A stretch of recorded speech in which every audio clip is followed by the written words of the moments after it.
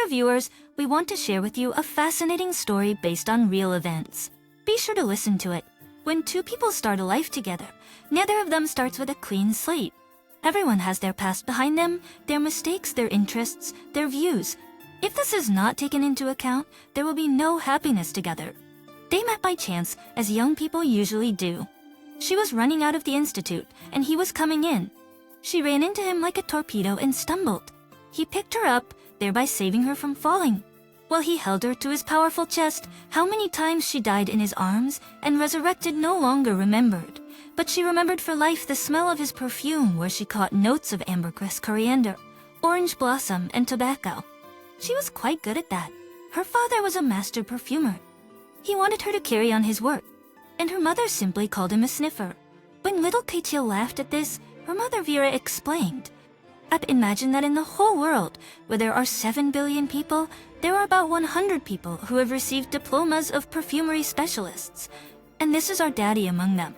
These are unique people, and not everyone who wants to make good money has a chance to get into this profession. Approximately only one person in a few million can determine the shades of scents, their quantity and origin. And that's our dad."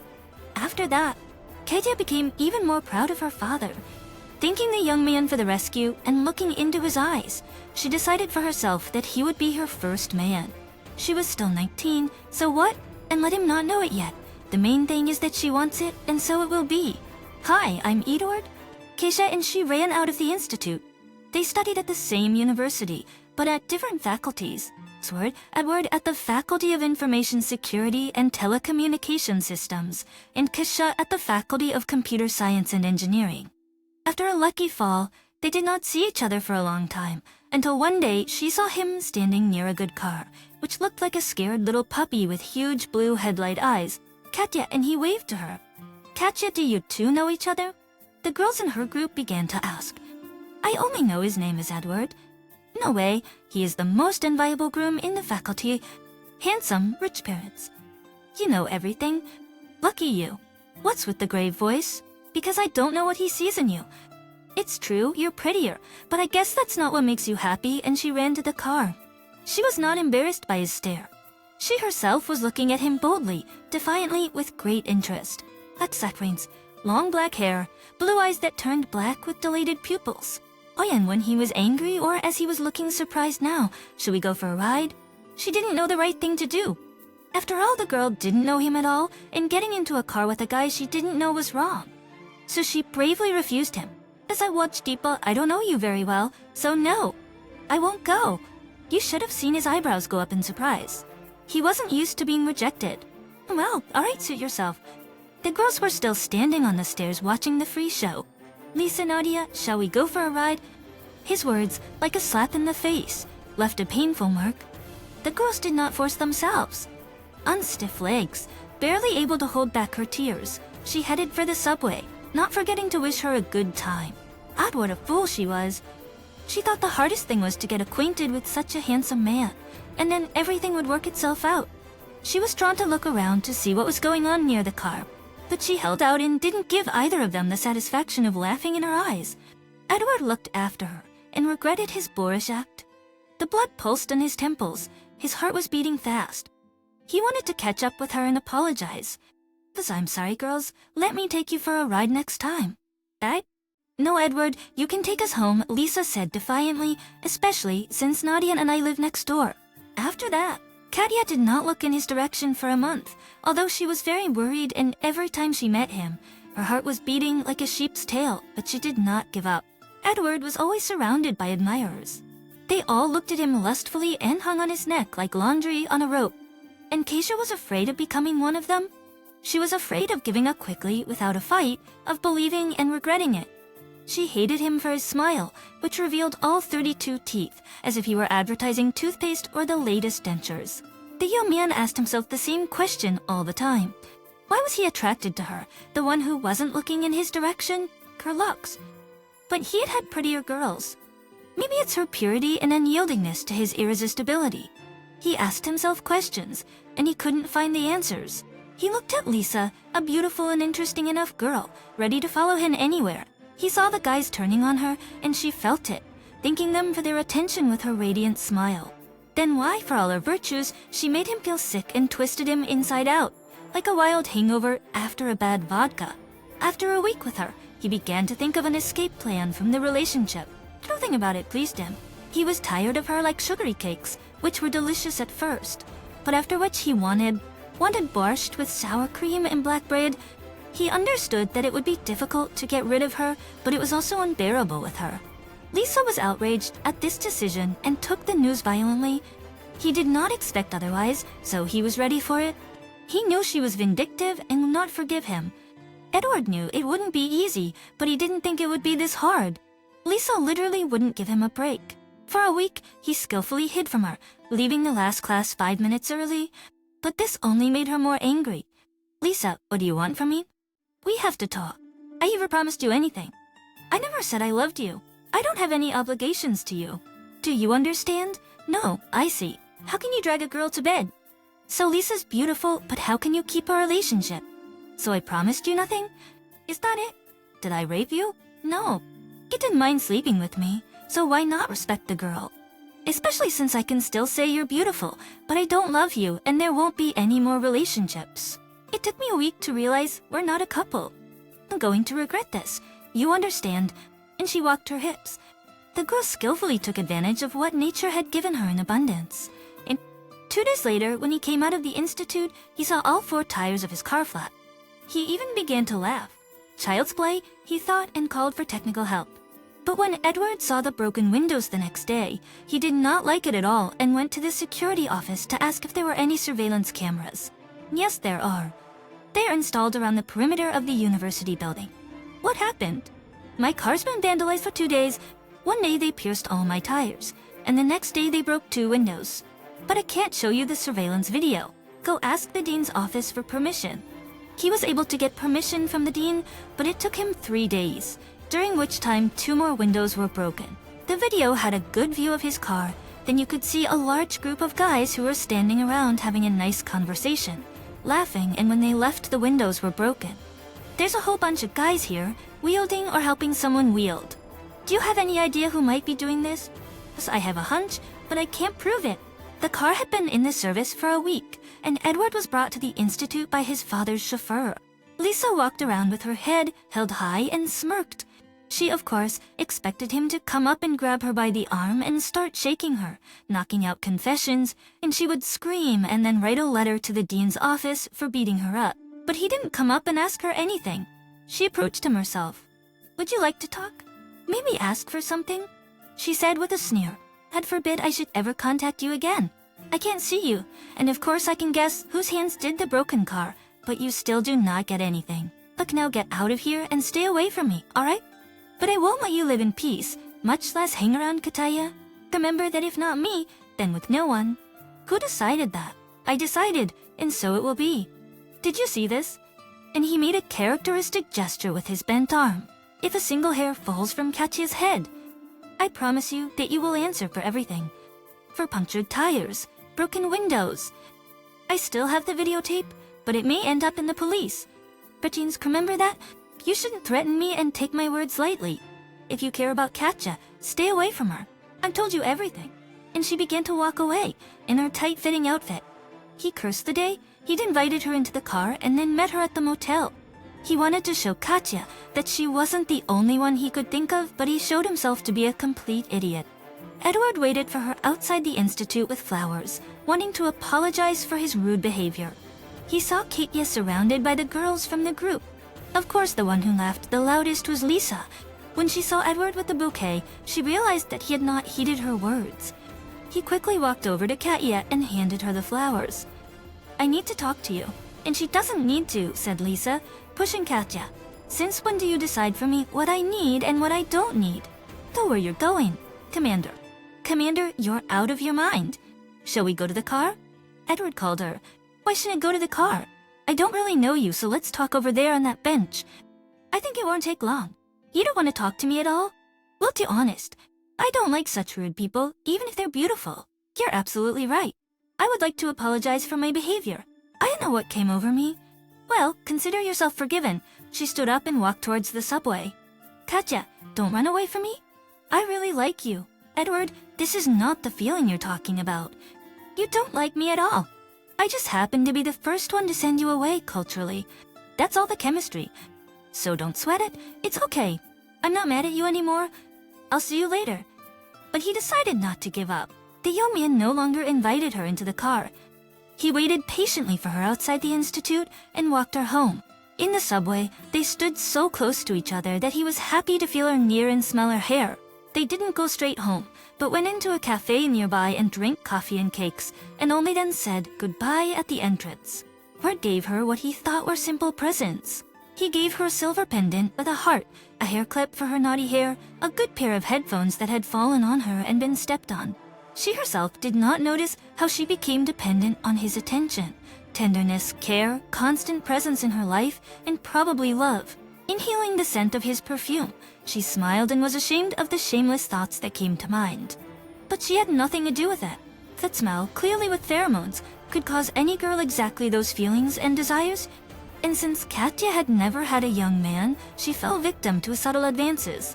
Lisa had been getting on Katya's nerves for a few more days, and then she stopped abruptly, and she became quieter than ever.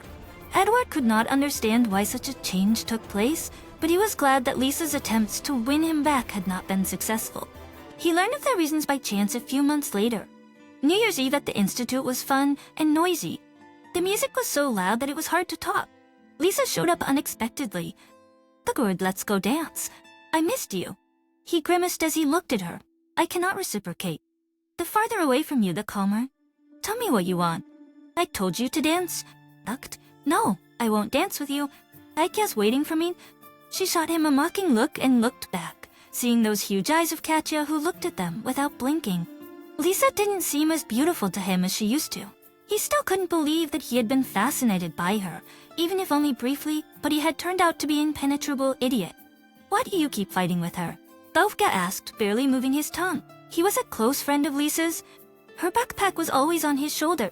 He brought her coffee, though not in bed, but in the classroom. They seemed to know everything about each other. Such two girlfriends? She had calmed down, but you still couldn't forgive her for your car. So it was her after all? Sure, and he put his finger to his lips. "I didn't tell you anything." "I got it. So why did she stop her revenge actions so abruptly?" "It's a big secret," said Vovka with a slurred tongue. "I am, after all, the injured party, and I might know. They went away from the noisy hall." "Vovka, where did you go with that?" Lisa called him. "Lisa, we'll have a smoke and come back. You shouldn't drink so much. You become too talkative," as if she had a premonition, said the girl. "It's all right. Lisa, go ahead. We'll be back soon." After waving after the girl, they smoked and Vovka continued. "Someone wrote an anonymous letter to the dean's office that she presses Edward Zuev and makes us. I mean them, break his car, stop her. To her, she promised a lot of money, but she didn't give it back. She intimidated them with her twice-convicted brother. He's a menace to the local boys. So they called her into the dean's office and asked her if she wanted to study or if she wanted to go to jail for defacing other people's property. And if you don't go and study and don't try anything, that's the whole story. She's not a bad girl. Well, she fell in love with you. Be proud that such a beautiful girl paid attention. She gets that kind of attention from half the school. So what?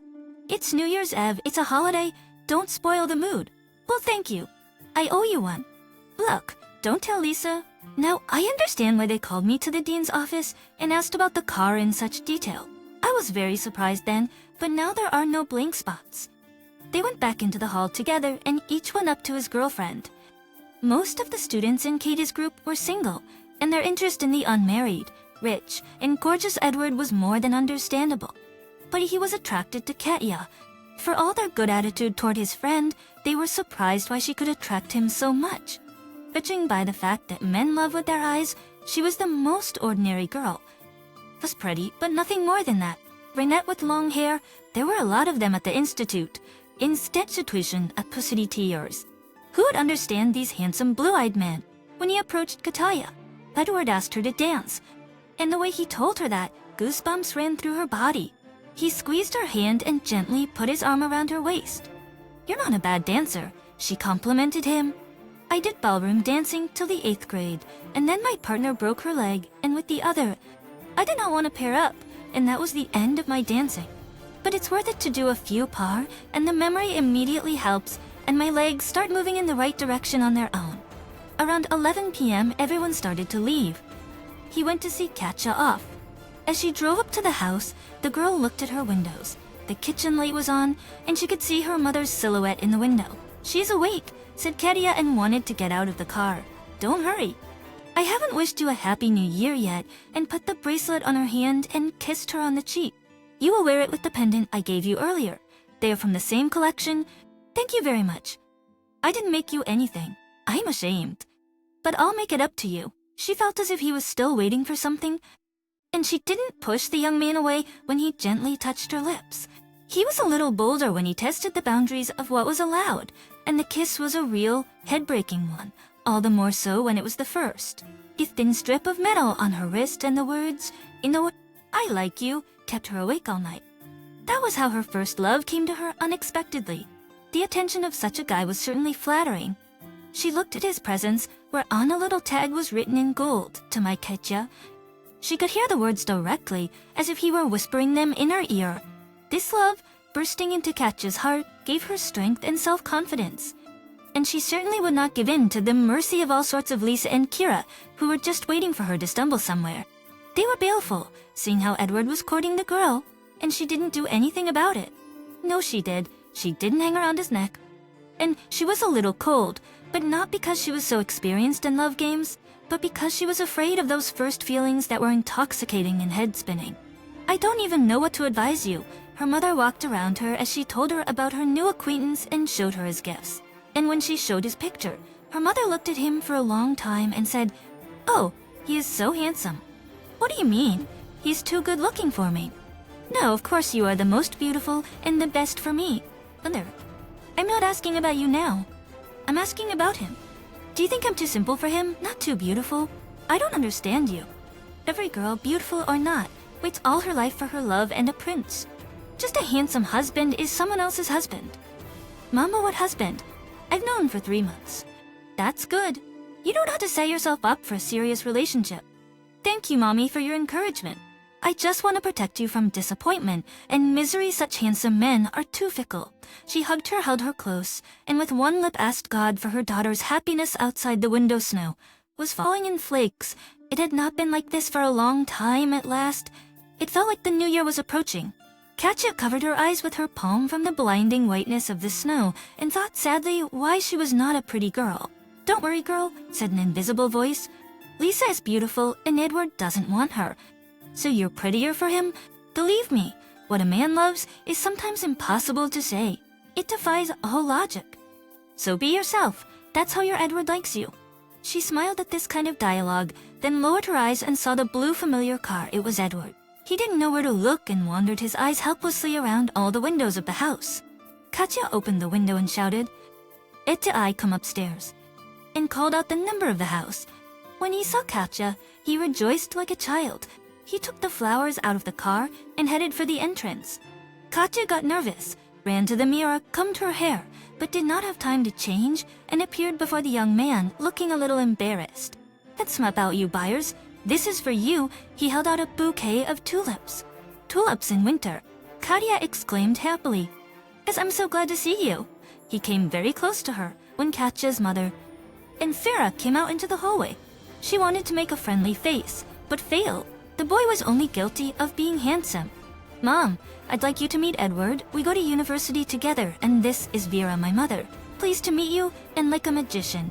He took a red rose from his pocket. "Take it. It's for you," he said in his velvet voice. He knew how to be caring without being obtrusive, gentle without being sweet. "Maybe we can go to a cafe, have a coffee here, and I'll go. Do you mind?" "Aunt Vera." He made a move. "Well, if only for a short time," said the woman and went into the room. "To wait for me in the car? I'll just change." But he could not deny himself not to kiss her. "What are you doing?" she said in a whisper. "Mom is home." Wasn't she young? She was, but she thinks I'm too young to do it. And they laughed together. The cafe was decorated with colorful lights, and the neon signs made it look like a party. She came home 2 hours later with a blush on her cheeks and swollen lips from kisses. Her mother didn't need to explain anything. She had seen everything her daughter couldn't tell her. Her mother's heart rejoiced at her daughter's first feelings and worried, because the first love is the most exciting, romantic. But as a rule, it is not forever, and Katya is so inexperienced. But Vera reassured herself that she would have to go through it anyway, no matter how hard it was. You'll be home for New Year's Eve. It's a family holiday? Her mother said it once, so that there would be no unnecessary questions. Katya saw all this coming, so she wasn't even surprised. Her father was coming back from a business trip abroad. There would be a lot of interesting stories and gifts, and all that was very expensive for a girl. Chingzatspischen, I get harassed.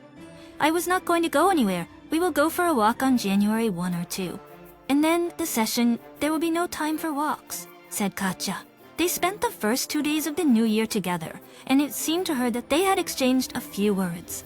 That's when she realized the expression that happy people don't watch the clock. They were happy in the here and now. How true that is, she observed. It's a classic is something that never gets old. Edward echoed her with a thumbs up. The session was difficult. Just 1 credit and 5 exams. It was no easier for Edward. But even with such a load, in the evening, they always called each other. It became a ritual. The lovers hardly ever saw each other. Katya was bored and worried, but she held on. On realizing that to pass her exams, she needed serious preparation, and then a date under the moon. When their exam days overlapped, they waited for each other so they could spend some time together afterwards. Lisa, seeing all this, went black as a cloud, and at the last and most important exam, she snapped. Can you imagine? Katya told Edward excitedly.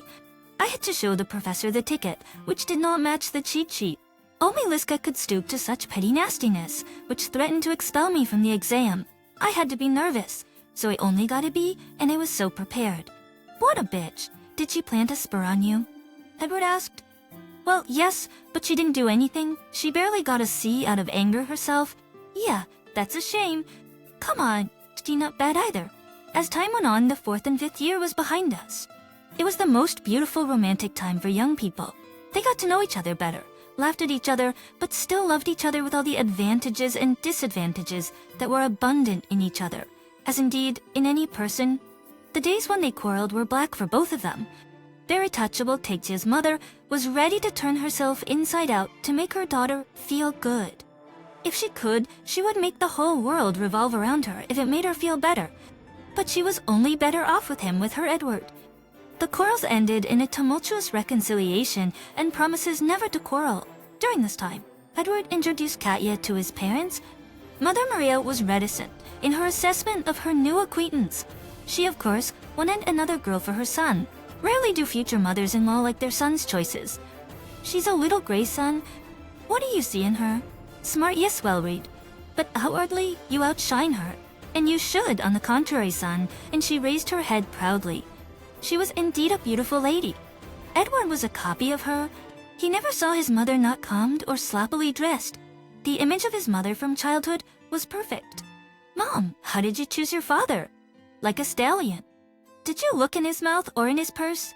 What kind of question is that? What did I see in her? I just did not look for anything in her, and she, as you say, to such an irresistible, did not even pay attention. Silly boy, that's just a trick to make yourself look good. I train you. What kind of jargon is that to shine? I don't recognize you. Because she couldn't take anything else, and you fell for it. Think what you want, but I love her. I've never said that to anyone else, but I told her because that's how I feel. You had a girlfriend a long time ago, a blonde, so bright, blonde so bright, so beautiful, heat from the ears. She was just like you. You are a beautiful couple, at least in appearance. Lisa wanted me because I was handsome, because I had a car, because my parents were rich. She's all phony and mercenary. Maybe you're right. Time will tell which of us had the foresight. After talking to his mother, Edward was upset. He had given up smoking for a year, and now he was craving a cigarette with terrible force. But after drinking 2 glasses of water in 1 gulp, he calmed down and called Katya. She did not answer right away, because at her house too, sparks were flying from the conversation with her parents. I'm Winnie. He has proved his love for me many times over these 3 years. Is it possible not to respect and love a man just because he is handsome and smart? No, the daughter is just these beautiful qualities. But every man needs his own pair, his own man, you know. For him too. There's a model-looking girl walking around somewhere waiting for him. And so we're back to the question that I'm not good for him. I'm not right for him, right? My mother's patience ran out, and she, who never raised her voice, suddenly shouted in anger. Yes, you're not right for him. Mother, enough already? I've been hearing that record for years. Maybe you should not transfer your negative experience onto your daughter. It's not her fault you had it so bad. Vera looked at her daughter with tear-filled eyes and added, yes, that is why I know what I am talking about. I know how painful it is when they change you for a beautiful, long-legged and rich one. Trumped. That's why I don't wish that on you either. Why should the same thing happen to me? If you've got a scoundrel, don't make Edward his partner. He's a decent man. He's honest and he loves me. That's how the showdown ended in two families, where the parents thought their experience would help their children make the right choices. The boys talked on the phone and Edward, like a man, calmed his Kataya and promised that together they would get through everything. After graduation, the guys began to consider how to live together. My family is not thrilled that I decided to tie my fate to you. Why not? You're too good to be my faithful husband for life. Did your mother tell you that? Yeah. I feel sorry for her. She's had bad experiences in the past, so she's trying to protect me. And my family too. I must admit, he looked at Kittia and squeezed her hands. Does not share my decision. I'm afraid that you won't be able to stand up to your parents if they put conditions on you. Don't worry, I'm a big girl, and I won't give in on this issue. How are we going to live together? Don't tell me about this ugly civil relationship. I wasn't going to. Since our parents have chosen these tactics, we have only ourselves to rely on. We have to live separately and get married with our own money. If they want to help us, if they don't want to, we'll have a wedding that we can afford. Wedding that we can afford? I agree. We just have to find a job and save the money. It's easier for me. I already got a job at my dad's bank, but I'll ask around about you. So the guys worked out their strategy, and all that was left was to follow it. Katya's dad. Nikolai helped her find a job. She was no stranger to computers, so she agreed to work in programming. How are things with Aouard? When they're asked one evening, are you really interested? And you're not going to lecture me? Of course I am. I'm interested in everything to do with my girl. We decided to get married in a year. Have we decided? Vera said with a dissatisfied look. Yes, we decided. He is strong, reliable. Say, like a Swiss bank. Denim. It became impossible to talk to you. Katya sulked and went to her room, making it clear that she did not want to continue this useless conversation. She sat in her room without turning on the light. The girl liked to look at the evening city and think about her own things. Are you awake? Her mother asked, interrupting her thoughts. I'm dreaming. I will not even ask what or who you dream about. I know in advance what you will answer. That's right, Mommy. I'm a big girl. I'm 22, and you patronize me like I'm 10 years old. As long as I'm alive, you'll always be a child to me. But I won't argue that you've grown up. I hope you weighed everything up before you said yes to him.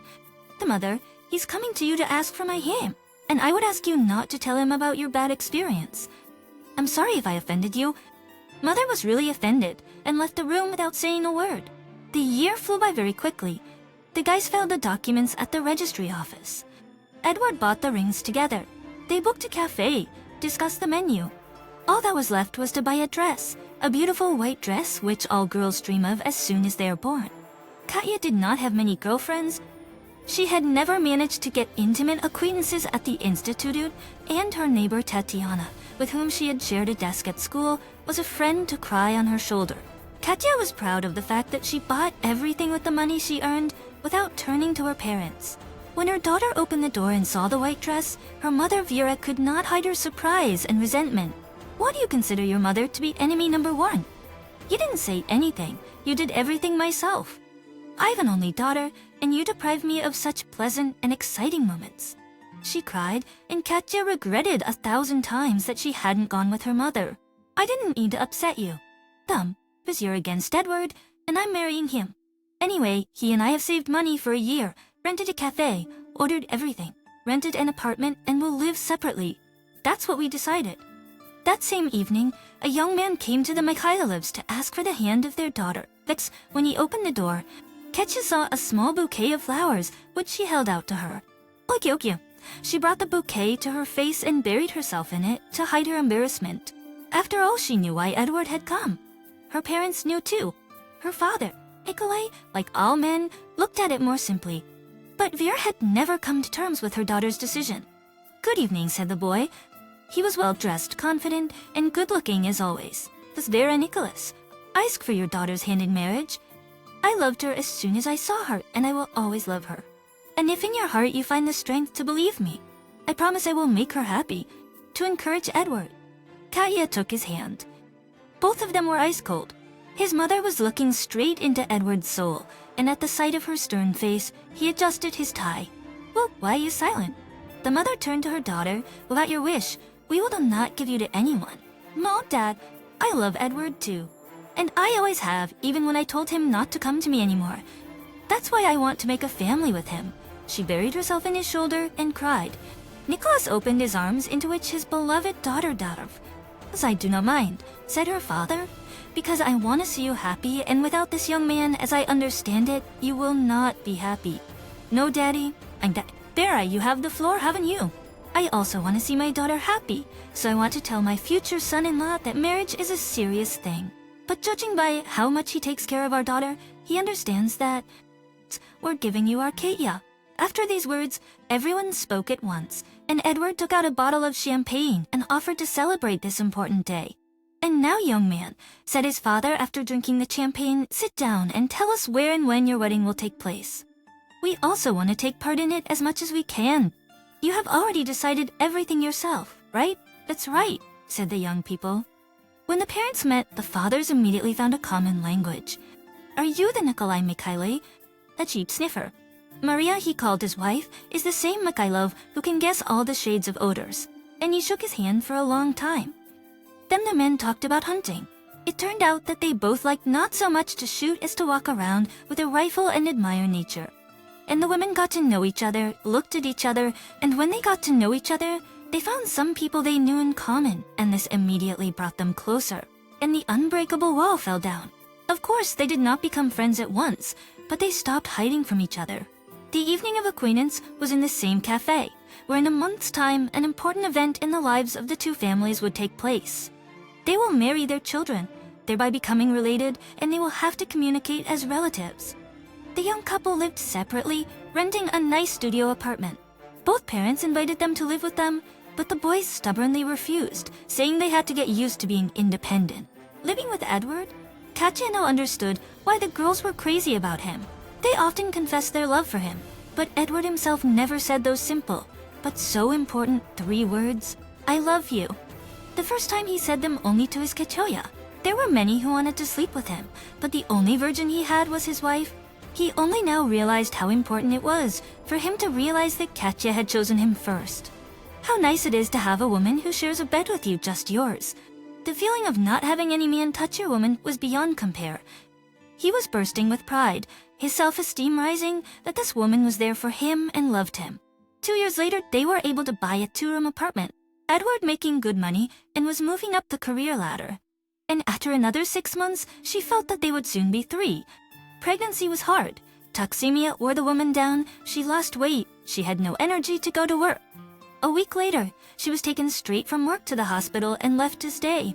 So until the birth she lay in the hospital, then went home, then back to the hospital, so that nothing would happen to her little girl. Early in the morning, she felt contractions, but while they were taking her to the hospital, they stopped, and she was lying on the table, stroking her belly and thinking that labor was not hard at all. But when in the evening, her daughter decided to come, this is where the nightmare began. There were doctors, midwives, everyone tried to help her, and finally, at midnight, a beautiful daughter, a copy of Daddy, was born. The last thing she did before she went to sleep was to call her husband and congratulate him on the birth of her daughter. "Edward, honey, you're a daddy.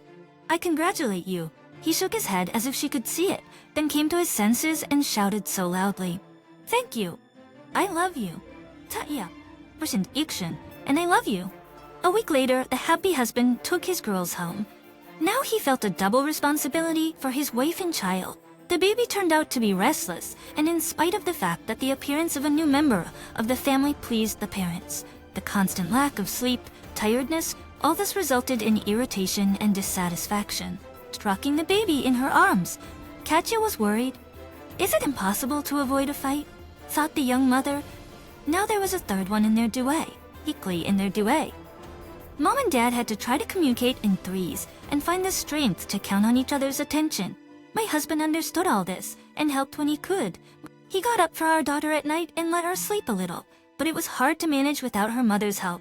While her grandmother was taking her granddaughter for a walk, Katya had time to cook dinner, clean up, and even tidy herself up. Just with her grandmother's help, things began to get better little by little, and when our daughter turned 1 year old, there was harmony in the family.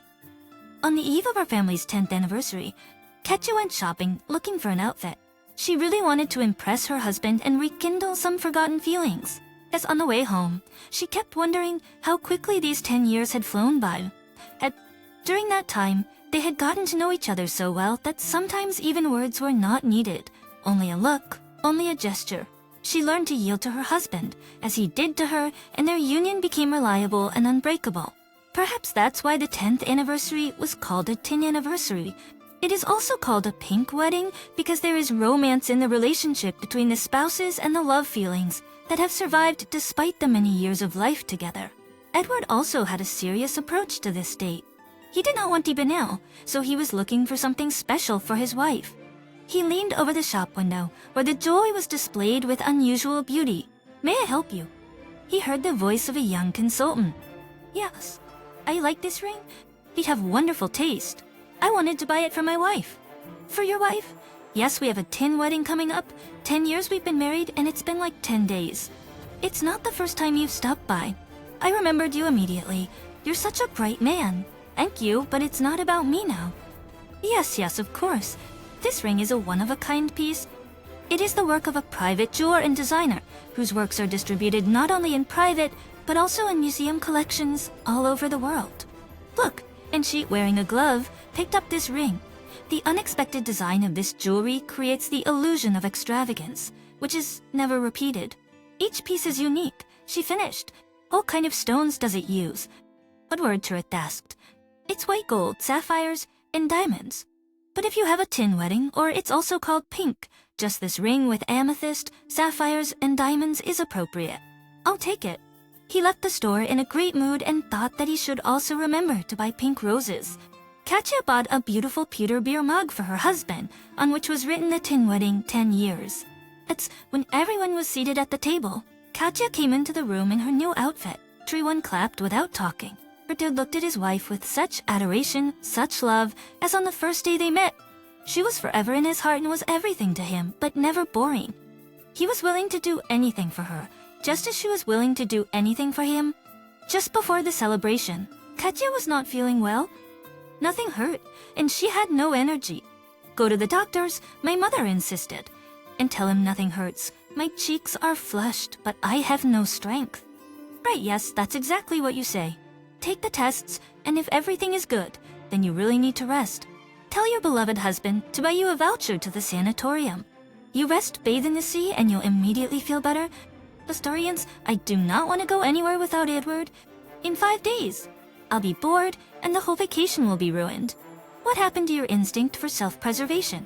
I can see you don't even think about the possibility of something happening to you. You forget that we're mortal, so go to the doctor and get tested.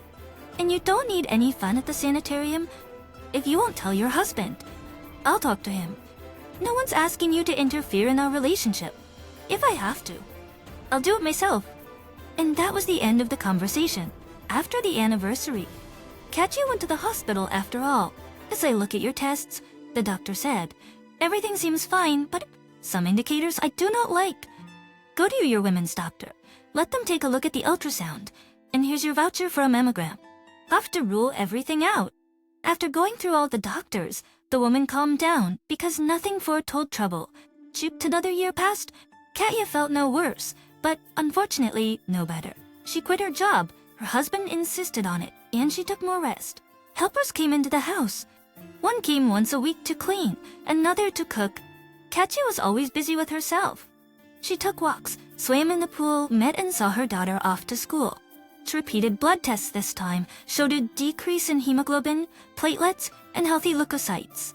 What do I have, doctor? Your blood test is not very good. The doctor said, that's why you have weakness and fatigue. What's the diagnosis? Preliminary leukemia? What's the cause? Unfortunately, to date, the exact cause of leukemia has not been determined. And some people, like you, for example, the disease can occur without any known cause. You haven't had any contact with radiation or chemicals of any kind, have you? No, I haven't. In order to make an accurate diagnosis, we have to examine the bone marrow. Here's a referral to a clinic where professionals do it. The sooner you do it, the better. Everything that same evening, he booked a ticket to Germany. Vera came to stay with Masha. In the morning, they had already left for the airport, and by the next evening, they were in Germany. They examined her up and down and diagnosed her with chronic leukemia. What is this, doctor? The nurse translated. It's a malignant blood tumor. It runs slowly for several years without showing any symptoms, and then she rushed through the medical terms that Katya did not understand. One thing was clear, the disease was terrible, and there was no telling how she would get through it. But Edward did not allow her to even think that it could end badly. He paid for all the treatment, which lasted 3 months. So my wife got better. The blood tests showed a small but improvement. Supportive therapy was needed, but that could be done at home. Katya cheered up a little. She gave a little burst of energy and was happy to see her daughter, her husband, her parents. Another year passed. They were in Germany again for another appointment. In spite of the outward improvement, the disease had not receded. Just again, the fight for life continued. This time, Katya had a harder time with the treatment. She wanted to run away and do nothing. Why go against nature? That's how it turned out unlucky. She will not endure so much torture. Do you want to see your daughter? Of course I do. Do you want to leave me alone? Didn't you say you loved me? No, Edward. I'm just very tired. I understand, honey. You've got to be patient. Everybody's helping you, trying to ease your suffering. Masha is waiting. My parents are worried. I understand, and I'll do my best. That's the way I like you better. After that, Edward took her to Israel, where the diagnosis was confirmed and a slightly different, more aggressive treatment was prescribed, but it brought results that lasted for 8 months. She didn't want to go anywhere else. That's enough each sections. That's enough. We are going to be treated here. And I'd rather be with the baby this time. Her husband got the best medications to keep her going and make her life more comfortable. But the disease only waned and attacked with renewed vigor. There was so much strength and will to live in this fragile, graceful woman that she was able to fight the disease for another 1.5 years. But in that struggle, she lost. There was no shame in losing a fight to a stronger opponent. The disease was so strong that it took her in its bony hands. Standing in the cemetery, Edward felt someone's eyes on him, only he couldn't figure out who needed him so badly. But when a hand rested on his shoulder, he recognized Lisa. Accept my sincerest condolences. He couldn't even answer, just nodded his head. His mother-in-law came up to him. She was supported by Nicholas. Why didn't you die? She turned to her son-in-law. Why her? I knew she shouldn't be with you. I had a premonition. I wouldn't hesitate to swap with Katya if my opinion or wish was asked. I don't know how I'm going to live. Stop it. It's disgusting to listen to. There's already women laying their hands on you. He doesn't know. Hypocrite. Vera, maybe that's enough. You can hear yourself. Don't touch me. I'm telling you what I think. Lisa would not leave Edward's side. She wanted to support him, to reassure him. How she had found out about Katya's death was unknown. She was still beautiful. Black outfit was very appropriate to her blonde hair, and a black hat with brim completed the image of a mourning lady. Vera could not forgive Edward the loss of his only daughter.